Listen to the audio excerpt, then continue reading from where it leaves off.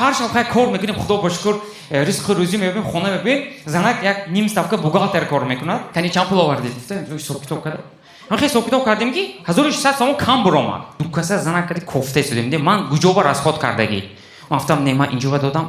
اینجا расход کردم اینش خاطرم بنی وش خاطرم بنی ها ای سامبا اومد زنک شد دیگر نکو من گولیه به سومکه خریدگی گفتم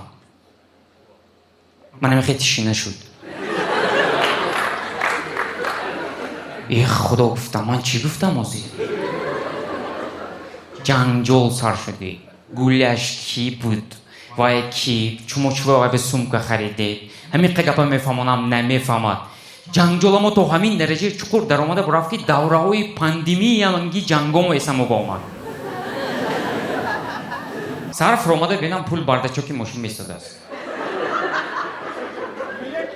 پول یافته خورسان شدم لیکن با همین وقت با همین خورساندیم دور دوام نکرد